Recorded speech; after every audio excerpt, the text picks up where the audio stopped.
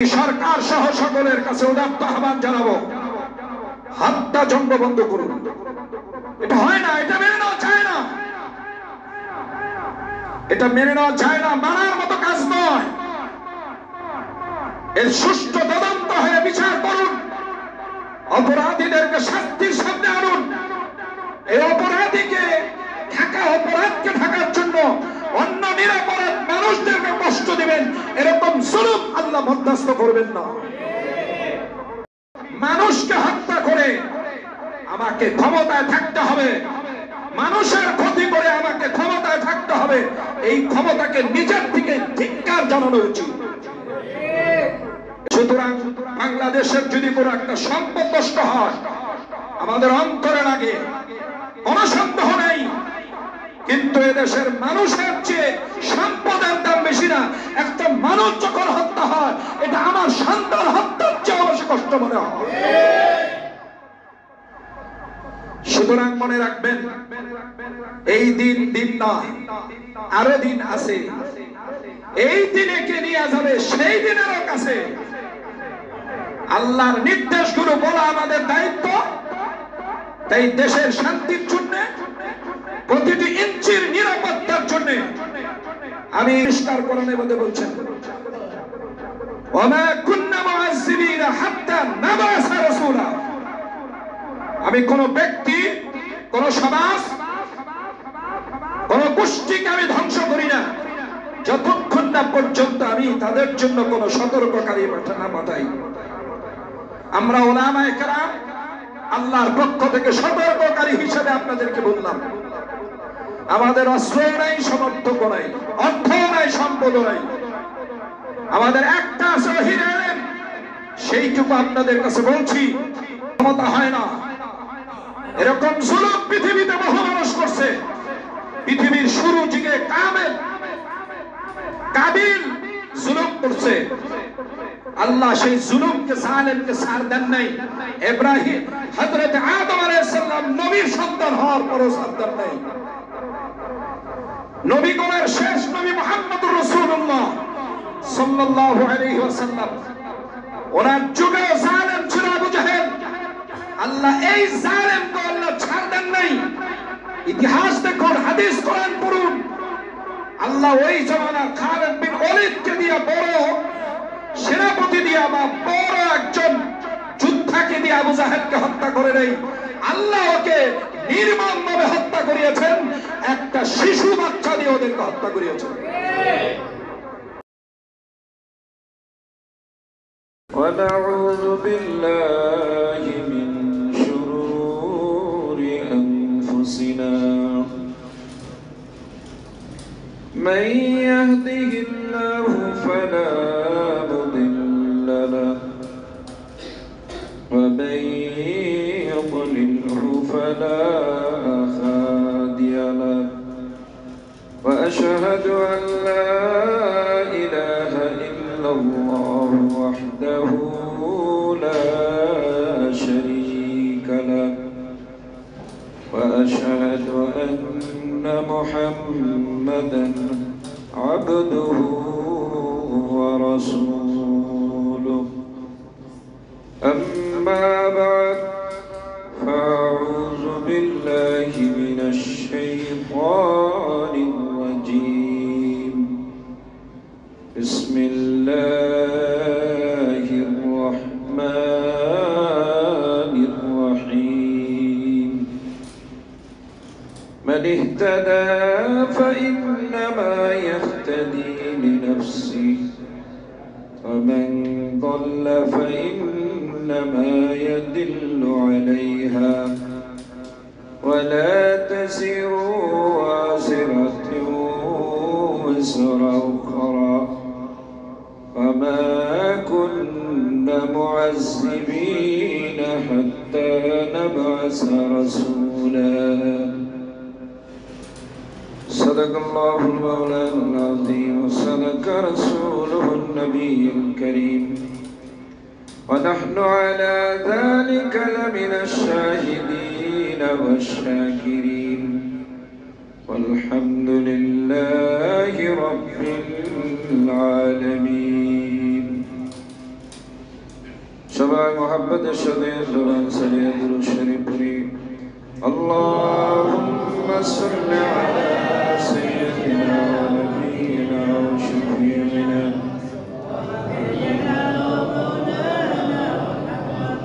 সাল্লাল্লাহু আলাইহি ওয়া আলা আলিহি ওয়া আসহাবিহি ওয়া বারাকা ওয়া সাল্লাম। আল্লাহুম্মা সাল্লি আলা সাইয়্যিদিনা ওয়া নাবিয়িনা ওয়া শাফিঈনা ওয়া হাবিবিনা ওয়া মাওলানা মুহাম্মদ সাল্লাল্লাহু আলাইহি ওয়া আলা আলিহি ওয়া আসহাবিহি ওয়া বারাকা ওয়া সাল্লাম। اللهم صل على سيدنا ونبينا وشفيعنا وحبيبنا ومولانا محمد صلى الله عليه وعلى آله وأصحابه وبارك وسلم। আমি আপনাদের এই মসজিদে প্রায় 1 মাস পর পর আসি এক জুমায়।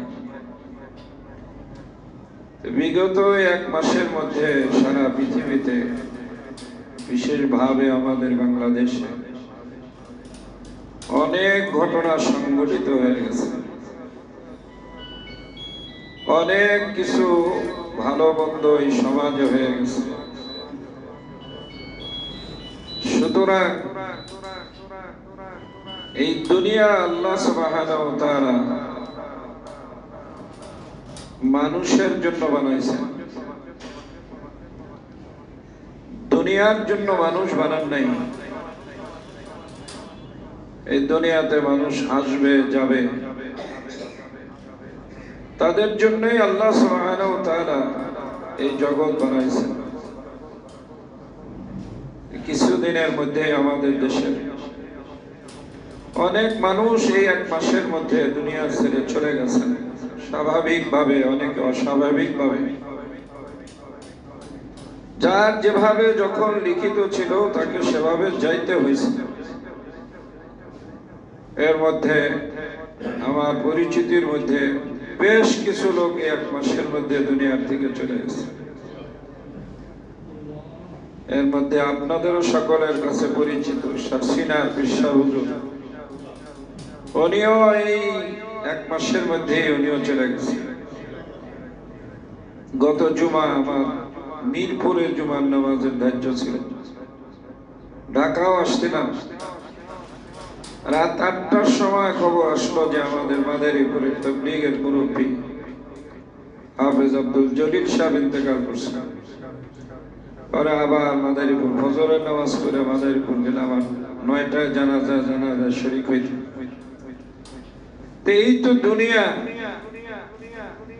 এত মৃত্যুর সংবাদ শোনাইলাম। আবার বহু মানুষ এর মধ্যে আসলো, হাজার হাজার মানুষ ওই পৃথিবীতে এই 1 মাসের মধ্যে আসলো।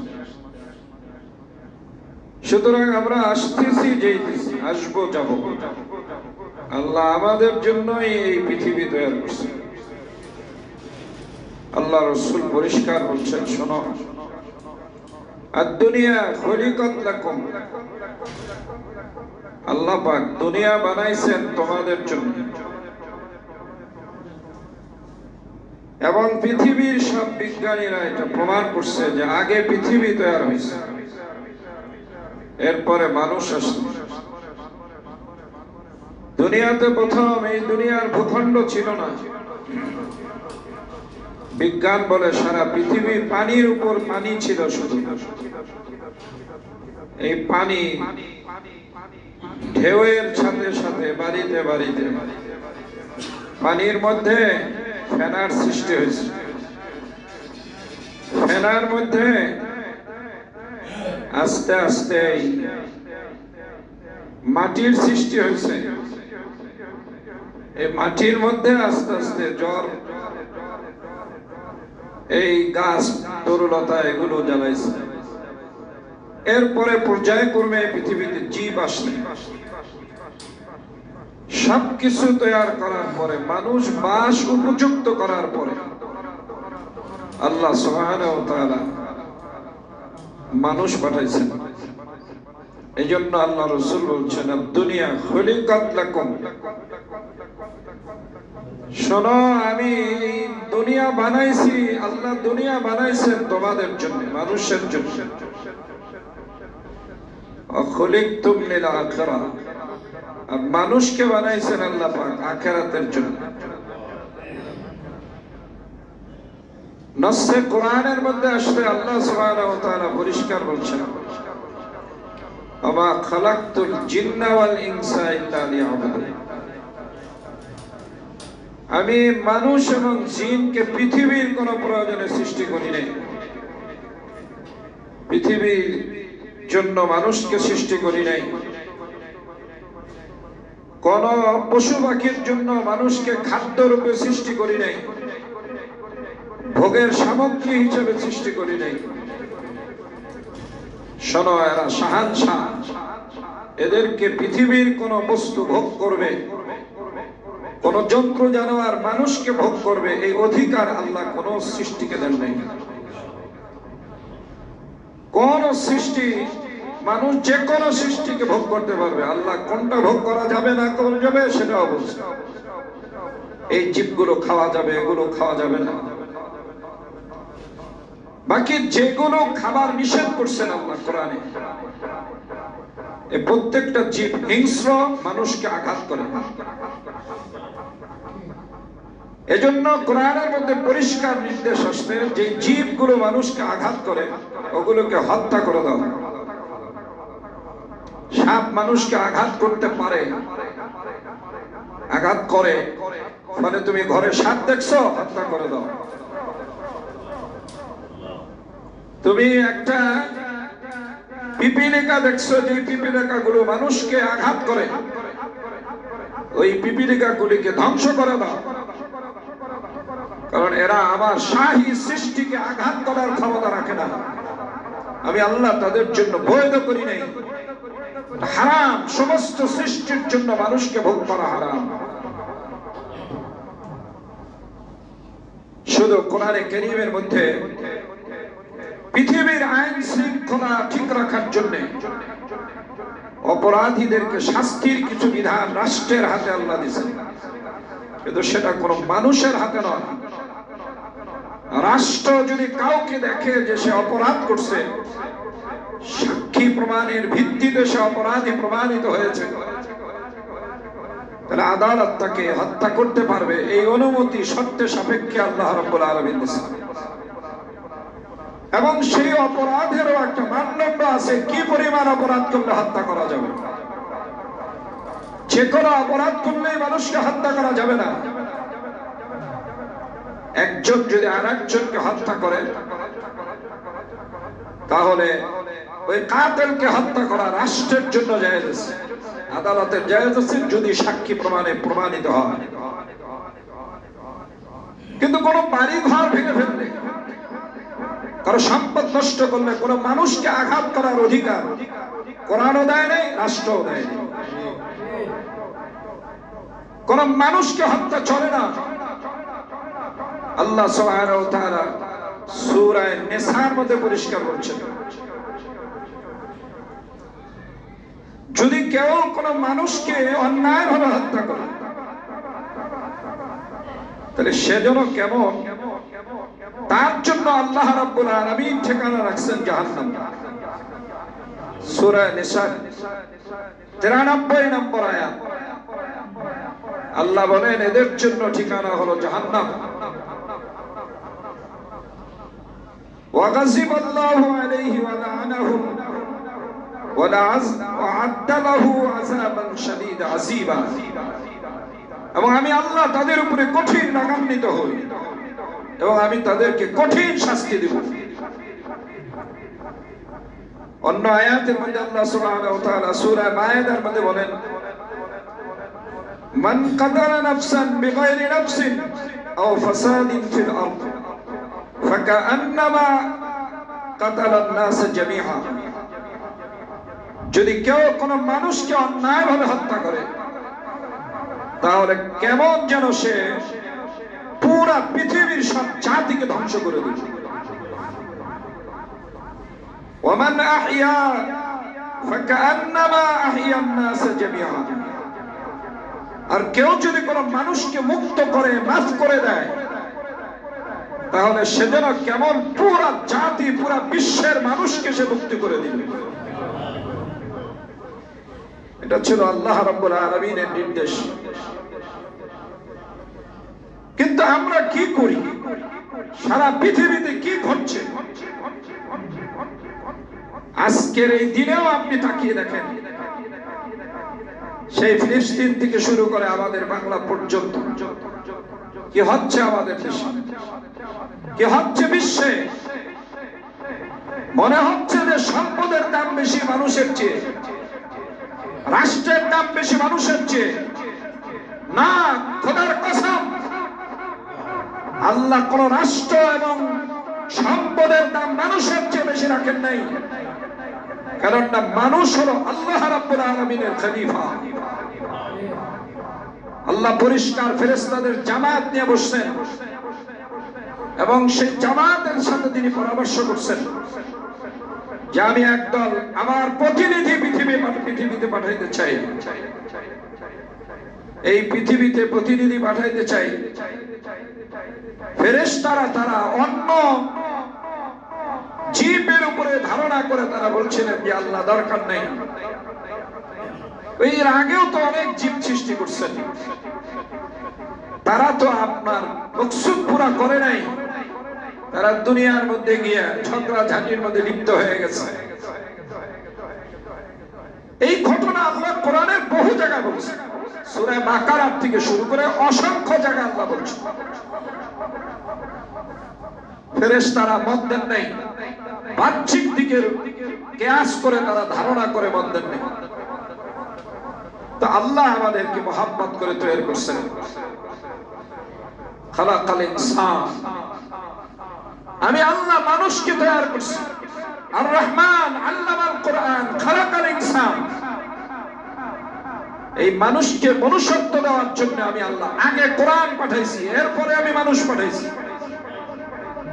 আমি আগে তাদের জন্য কিতাব লিপিবদ্ধ করছি, এরপরে আমি পৃথিবীতে মানুষ পাঠাইছি। মানুষের দুটো সাইড হয়, একটা হলো তার শারীরিক গঠন, আর একটা হলো আভ্যন্তরীণ বিষয়। একটা হলো শারীরিক গঠনে মানুষ, আর একটা হলো মনুষ্যবোধে মানুষ। আল্লাহ বলেন আমি মনুষ্যবোধ এটা সৃষ্টির জন্য আমি কোরআন নাযিল করছি তোমাদের জন্য, এবং এটা আগে লিখিত করছি, লিপিবদ্ধ করছি। এরপরে আমি দুনিয়াতে মানুষ পাঠাইছি। কোরআনের অন্য আয়াতের মধ্যে আল্লাহ রাব্বুল আলামিনের জন্য বলছেন যে শোনো, তোমরা এই জিনিসটাই শিখো যে জিনিসটা তোমরা সৃষ্টিগতভাবে জানতে পারো না। আল্লামাল ইনসান মা লাম ইয়ালাম। আমি কোরআনের মধ্যে মানুষকে ওই জিনিসগুলোই শিখাইছি যা মানুষ সৃষ্টিগতভাবে বুঝে না। ওই জিনিসগুলোই আমি আল্লাহ মানুষকে কোরআনের মধ্যে শিখাইছি। তাহলে মনুষ্যবোধ আল্লাহ পাক কোরআনের মধ্যে শিখাইছেন। সেই মনুষ্যবোধের একটা বিষয় হলো, কেউ যদি কোনো মানুষকে হেফাজত করে সে যেন পুরো পৃথিবীকে হেফাজত করলো, আর কেউ যদি কোনো মানুষকে অন্যায়ভাবে হত্যা করলো তাহলে কেমন যেন সে পুরো পৃথিবীর মানুষকে হত্যা করলো। আল্লাহ রাব্বুল আলামিনের নির্দেশ, খবরদার তোমরা এই কাজগুলো করো না। এর পরিণতি ভালো হয় না, এর পরিণতি ভালো হবে না। আমাদের সবচেয়ে বড় কষ্ট হয়, কষ্ট লাগে যখন আমরা দেখি মানুষের চেয়ে সম্পদের দামকে বেশি দেওয়া হয়। হ্যাঁ, সম্পদ নষ্টকারীর জন্য শাস্তির ব্যবস্থা আছে রাষ্ট্রীয়ভাবে, আসামি শনাক্ত করে শাস্তি দিন। কিন্তু এত মানুষ কেন নিরহ মানুষ হত্যা হলো? এবং রাষ্ট্রের অর্থ দ্বারা কেনা, আমাদের ট্যাক্স এবং খাজনায় গৃহীত অস্ত্র দ্বারা মানুষের বুকের উপরে কেন অস্ত্র চলল? এটার হিসাব আজকে দিবেন না তো একদিন দিতে হবে, আর সেই দিনটা হলো আল্লাহ রাব্বুল আলামিনের আদালতে দিতে হবে। আমি প্রথম যে আয়াতে কারীমা আপনাদের সামনে তেলাওয়াত করছি, আল্লাহ সুবহানাহু ওয়া তাআলা এই আয়াতের মধ্যে সূরা বনী ইসরাঈলের 15 নম্বর আয়াত আমি আপনাদের সামনে প্রথমে তেলাওয়াত করছি। আল্লাহ বলেন, মান ইহতাদা ফাইন্নামা ইয়াহতাদি লিনাফসি, তুমি যদি কোনো সৎ কাজ করো জেনে রাখো এই সৎ কাজ তোমার নিজের কল্যাণের জন্যই, এটা তোমার নিজের কল্যাণে আসবে। ওমান দাল্লা ফাইন্নামা ইয়াদিল্লু আলাইহা, আর যদি তুমি কোনো অসৎ কর্ম করো, অসৎ কাজ করো, তাহলে জেনে রাখো তোমার এই অসৎ কর্মের জন্য এর যে অসৎ প্রক্রিয়া, এর অসৎ যে একটা ক্রিয়া, এটা তোমাকেই ভোগ করতে হবে। ওয়ালা তাসিরু ওয়াসিরাতু ইসরা উখরা, জেনে রাখো কোন বহনকারী কারো বোঝা কেউ বহন করে না, কারো বোঝা কেউ বহন করবে না, তোমার বোঝা তোমাকেই বহন করতে হবে। শক্তি পেলে, সামর্থ্য পেলে, ক্ষমতা পেলে মানুষ তখন অন্ধ হয়ে যায় এবং সেই ইতিহাস ভুলে যায়, সামনের জীবনের চিন্তা তার মাথার দিকে ছুটে যায়। এজন্য মানুষ অন্ধের মতো, নেশাগ্রস্ত মানুষের মতো অপরাধ করতে থাকে। যেমন নেশাগ্রস্ত মানুষ নেশায় আক্রান্ত হয়ে নেশাগ্রস্ত হয়, কিছু মানুষ দুনিয়ার নেশায় আক্রান্ত হয়ে তারা ওই অন্ধ হয়ে যায় নেশাগ্রস্ত মানুষের মতো। ফলে তারা ইতিহাস ভুলে যায়, সামনের পরিণতির ব্যাপারে তারা ভুলে যায়।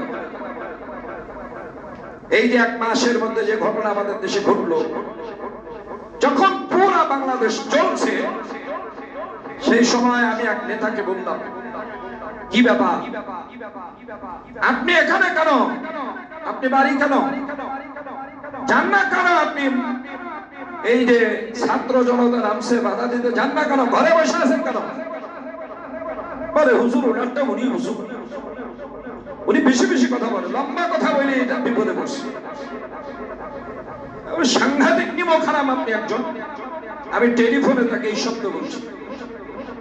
13 বছর 15 বছর পর্যন্ত তার থেকে এত নুন তেল খাইলেন আর এত তেল মালিশ করলেন, আজকে বুঝি তার এই লম্বা কথা শুনলেন। উনি তো এরকম লম্বা কথা এর আগে অনেক বলছেন, ওই সময় লম্বা কথা বলে পার হয়ে গেছে, তখন আপনারাও ওনাদের সাথে সুর মিলাইছিলেন। আর এবার যখন দেখছেন খাদের কিনারায়, তখন আর ঘর থেকে বেরিয়ে দিয়েছেন। বেচারার কথা না, বাস্তবতা চিন্তা করে দেখেন।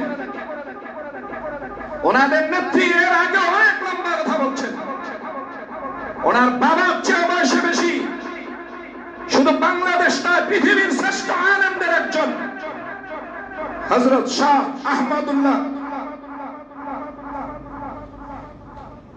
শাহ আহমদ শফি সাহেব রহমাতুল্লাহ আলাইহি আমাদের এই সংসদে দাঁড়িয়ে উনি একটা তেতুল হুজুর বলছিলেন। তেতুল শব্দ হুজুর দিয়ে কোন ব্যক্তিকে বলে, এটা কি মেন করছিলেন তিনি ওনাকে উনি একটা চরিত্রহীন মানুষ হিসাবে ওনাকে উপস্থাপন করেছিলেন জাতির সামনে। সেদিন ওনার এই সুরে ওনার দলের লোকগুলো আমাদেরকে তেতুল হুজুর বলছিলেন, কেন ওদিন ওই কথা বলে পাক হয়ে গেছিলেন। আজকে যখন দেখছে একটা কথা বলে খাদের পর কিনারা, তখন বলতেছে যে ওনার সাথে আমরা নাই, ওনার কথার জন্য উনি বুঝুক। তখন আমার সামনে আয়াতে কারিমা আসলো যে আল্লাহ যে বলছেন, ওয়ালা তাজিরু ওয়াসিরাতু উযরা উখরা, শোনো কারো বোঝা কেউ বহন করবে না, যার যার ভালো সেই বিনিময় সে ভোগ করবে, যার যার বন্দের পরিণতিও তাকে ভোগ করতে হবে। সুতরাং আজকে হয়তো আমাদের জবান বন্ধ করে দিতে পারবেন, আজকে হয়তো আমাদেরকে কষ্ট দিতে পারবেন, কিন্তু আমরা যেটা বলি ভালোর জন্যই বলি। সবার প্রতিটা ইঞ্চি মানুষকে আমরা, প্রতিটা ইঞ্চিকে আমরা মহব্বত করি, ভালোবাসি। আল্লাহ রাসূল বলছেন, হুব্বুল ওয়াতান হালাওয়াতুল ঈমান, যার মধ্যে নিজের মাতৃভূমির, নিজে যেখানে বাস করে ওই বাসস্থানের বা ওই জায়গার মহব্বত নাই, তার মধ্যে ঈমানের দুর্বলতা আছে। সুতরাং বাংলাদেশের যদি কোনো একটা সম্পদ নষ্ট হয়, আমাদের অন্তরে লাগে, কোনো সন্দেহ নেই। কিন্তু এদেশের মানুষের চেয়ে সম্পদের দাম বেশি না। একটা মানুষ যখন হত্যা হয়, এটা আমার সন্তান হত্যার চেয়ে বেশি কষ্ট মনে হয়। সুতরাং মনে রাখবেন, এই দিন দিন নয়, আরো দিন আছে। এই দিনে কে নিয়ে যাবে সেই দিনেরও কাছে। আল্লাহর নির্দেশগুলো বলা আমাদের দায়িত্ব।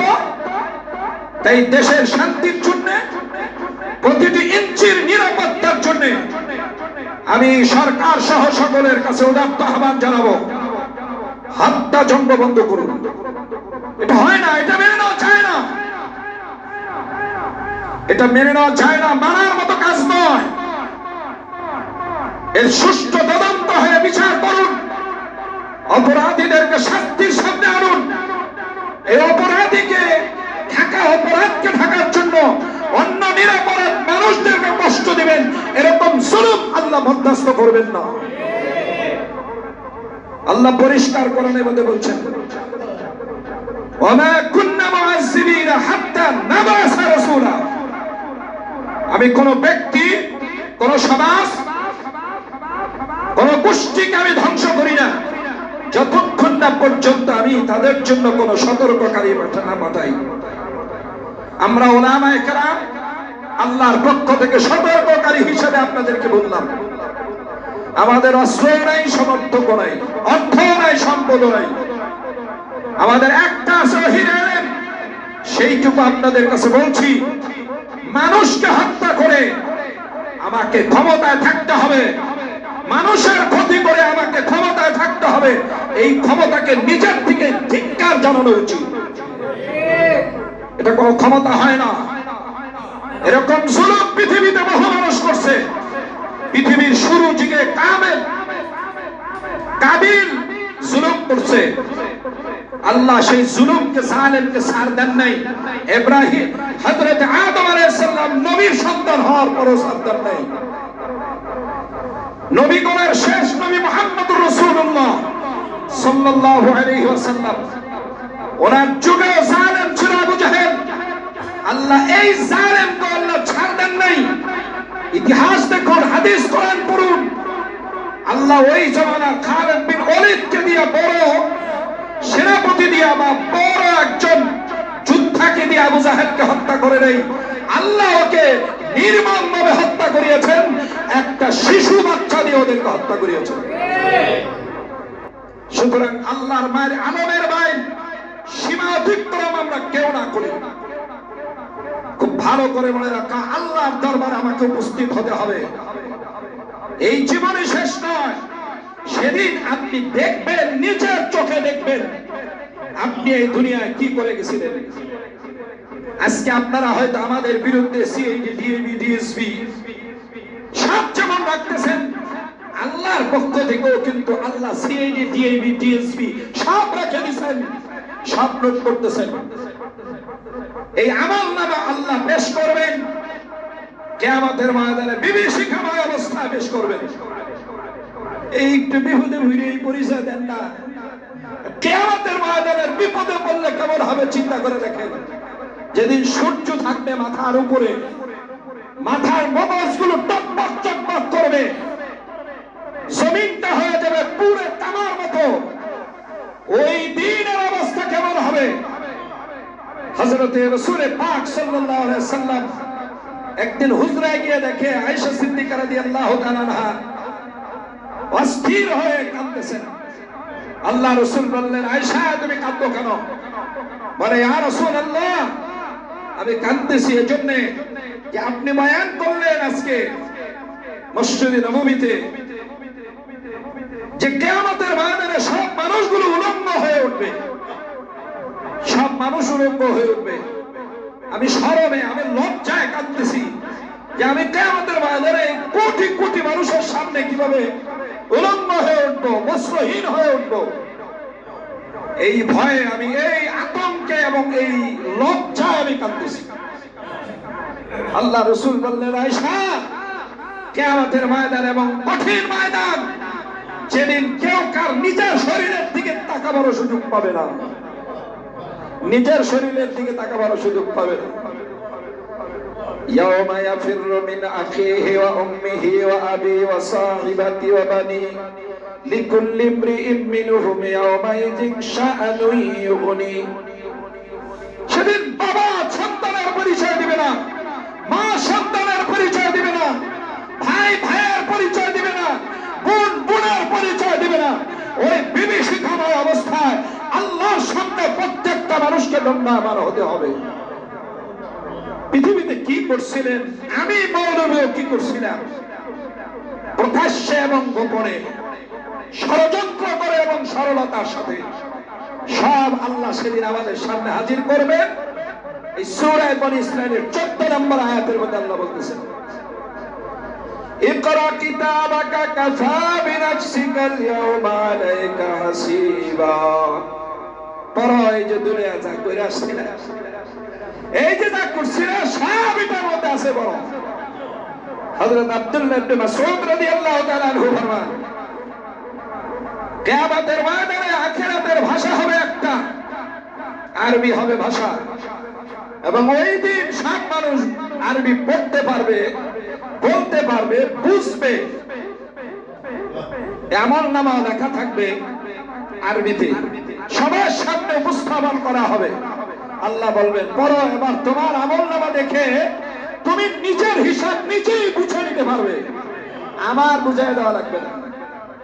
মুফাসসিরগণ বলেন, যারা শিক্ষিত মানুষ ডায়েরি ব্যবহার করে, ডায়েরি মেনটেন করে, 30-40 বছর পরে যদি তার পিছনের ওই ডায়েরিটা একটা আনে, 40 বছর আগের যে কাজ তার ভুলে গেছিল, স্মৃতির দিকে ছুটে গেছিল, কিন্তু যখন ডায়েরি দেখে তখন তার ওই দিন তারিখ সহ সেই পিছনের স্মৃতিগুলো তার সব মাথায় আসে। ঠিক না ঠিক? কিয়ামতের ময়দানে মানুষ যখন আমলনামা দেখবে সব ভুলে যাবে। এত ঘটনার পরে মনে থাকার কথা না, মাটি হয়ে যাবে, মাটির পরে আবার চিন্তা করবে, সব ভুলে যাবে, কোনো সন্দেহ নেই। কিন্তু যখন লেখাগুলো দেখবে তখন তার স্মৃতি ছুটে যাবে, ভুলবে। তারা বলতে থাকবে, ওয়াসিয়াল কিতাব ফাতারাল মুসলিমিনা মুশফিকিনা মিম্মা ফীহি ক্বালু ইয়া ওয়াইলাতানা মা লিহাযাল কিতাব লা ইউগাদিরু সাগীরাতাও ওয়ালা কাবীরাতান ইল্লা আহসাহা। আল্লাহ বলেন, হে নবী, ওই দিন দেখবেন অপরাধী মানুষগুলো তারা বেচৈন হয়ে যাবে, আমলনামা তাদের হাতে আসলে অস্থির হয়ে যাবে, এবং তারা বলতে থাকবে, আল্লাহ, এটা কেমন কিতাব, মা লিহাযাল কিতাব, এটা কেমন হিসাবের কিতাব, কেমন ডায়েরি, লা ইউগাদিরু সাগীরাতাও ওয়ালা কাবীরাতান ইল্লা আহসাহা। আল্লাহ, বড়টা তো বড়ই, ছোটটা পর্যন্ত এই আমলনামার থেকে বাদ পড়ে না। ওয়ালা তাযিরু ওয়াযিরাতু উযরা উখরা ওয়ালা কুন্না মুআযযিবিন ওয়ালা ইয়াজলিমু রাব্বুকা আহাদা। আল্লাহ বলেন, শোনো, তোমার সব আমলনামা অনুযায়ী তোমাকে বিনিময় দেওয়া হবে, আর জেনে রাখো, আমি আল্লাহ কারোর প্রতি জুলুম করব না। সুতরাং আল্লাহর বান্দা, রাগ করিয়েন না, সবাই আমাদের পক্ষ থেকে জুলুম বাদ দিই। আমরা পারিবারিক ভাবে একে অন্যের সাথে দ্বন্দ্ব জড়াই, হঠাৎ করে ভাইয়ের মাথায় বাড়ি দিয়ে বসে, হঠাৎ করে বাবার মাথাও পর্যন্ত বাড়ি দিয়ে বসে। মানুষ হত্যার চেয়ে বড় অপরাধ আল্লাহ পৃথিবীর মধ্যে আর কোন অপরাধ রাখেন নাই। আরে আপনি পুলিশের গায়ে হাত দিবেন, ও তো মানুষ, কেন মানুষের গায়ে হাত দিবেন? এই হাতকে সম্বরণ করেন, ভাবিয়েন কে আমাদের ময়দানে মালিকের দরবারে হাত কথা বলবে। কোরআনের সূরা ইয়াসিনের মধ্যে আল্লাহ রাব্বুল আলামিন বলেন, আল-ইয়াওমা নাখতিমু আলা আফওয়াহিহিম ওয়া তুকাল্লিমুনা আইদিহিম ওয়া তাশহাদু আরজুলুহুম বিমা কানু ইয়াকসিবুন। কিয়ামতের ময়দানে তোমার এই সাফা বন্ধ করে দাও, সাফাবাজি করো, এই সব চাপা বন্ধ করে দাও, চাপা বন্ধ করে দেওয়া হবে। হাতে কথা বলবে, হাত দিয়া কি নির্দেশ লিখছিলা, হাতে কথা বলবে। হাত দিয়া কার উপর আঘাত করছিলা, হাতে বলবে। তুমি ভাবছো আজকে গোপন করবা, জেনে রাখো এই দুনিয়া তোমার না, আমার না, এই দুনিয়ার একমাত্র মালিক হলেন কে? সে আল্লাহ জবান দিয়ে কথা বানাতে পারেন, সে আল্লাহ হাত দিয়ে কথা বানাবে। হাতে বলবে কি কি অন্যায় করছিলেন সব বলতে থাকবে। মুফাসসিরগণ বলেন আল্লাহ পাক প্রথম হাতের কথা কেন আনলেন? মানুষের ক্ষতিকর কাজ সবচেয়ে বেশি সংগঠিত হয় হাত দ্বারা। হাত দ্বারা যেহেতু বেশি সংগঠিত হয়, এজন্য তোমার হাতের প্রতিটা আমল তোমার হাতে কিয়ামতের ময়দানে মালিকের দরবারে বলতে থাকবে, আল্লাহর বান্দা কুল ইন তুখফু মা ফি সুদুরিকুম আও তুবদুহু ইয়ালামুহুল্লাহ ওয়া ইয়ালামু মা ফিস সামাওয়াতি ওয়া মা ফিল আরদ আল্লাহু আলা কুল্লি শাইইন শাহীদ। আসমান এবং জমিনের মধ্যে যা গোপন আছে তাও আমার আল্লাহ যেমন জানেন, তোমার আমার প্রকাশ্য এবং গোপনীয় কাজ সব তিনি সব তেমনি জানেন। তার জন্য কোনো ভিন্ন নির্ধারিত জায়গা নাই, যমক জায়গার কথা তিনি শোনেন না, সব জায়গার কথাই তিনি পরিপূর্ণভাবে জেনে রাখেন। তিনি কে? ওই মালিকের দরবারে যাওয়া লাগবে। চিন্তা করেন কি নিয়ে মালিকের দরবারে যাবেন, খুব চিন্তার বিষয়। যাওয়া লাগবে, যাওয়া লাগবে। কেউ না গিয়া পারে নাই, আপনি আমিও পারবো না। ওই দিন যদি সফল হন তাইলেই সফল। ফামান যুহজিহা আনিন নার ওয়া উদখিলাল জান্নাহ ফাকাদ ফাজ। আমার আল্লাহ বলেন ওই দিন যারা সফল হবে, জাহান্নাম থেকে মুক্তি পেয়ে জান্নাতে যাবে, ফাকাদ ফাজ, ওই মানুষগুলোই সফল হবে। আর যারা ওই দিন জাহান্নাম থেকে মুক্তি পাবে না, জান্নাতে যেতে পারবে না, আবার আল্লাহ বলেন তারা সেদিন আফসোস করবে আর বলবে ওয়াল হায়াতুদ দুনিয়া ইল্লা মাতাউল গুরুর। আরে দুনিয়ার মধ্যে তোমরা ধোঁকায় ছিলা, দুনিয়ার হায়াতের জিন্দেগি শুধুই ধোঁকা।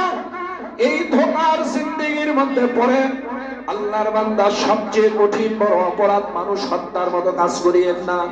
গুনাহ সব গুনাহ আল্লাহ মাফ করবেন, মানুষ হত্যার গুনাহ আল্লাহ রাব্বুল আলামিন মাফ করবেন না। দুনিয়ায় শাস্তি দিবেন, আখিরাতেও শাস্তি দিবেন। পরিণতিগুলো পিছনের দিকে তাকায় দেখেন, তাদেরকে যেমন দিয়েছেন আল্লাহ কোন জালেমকে ছাড় দেন, ছেড়ে দেন নাই। আল্লাহ যেদিন ধরছেন একটা ন্যাংরা মশাও আল্লাহর খরচ করা লাগে নাই। নমরুদ বহু জুলুম করছে, অনেক মানুষকে হত্যা করছে, নির্মম ভাবে হত্যা করছে। সত্য কথা বলার কারণে, সত্যবাদী হওয়ার জন্য সে অনেক অপরাধ সংগঠিত করছে, কিন্তু আল্লাহ খালি শুধু ছাড়ি দিছেন, ছাড়ি দিছেন। কিন্তু যেদিন ধরছেন সেদিন মারার জন্য আল্লাহ নমরুদকে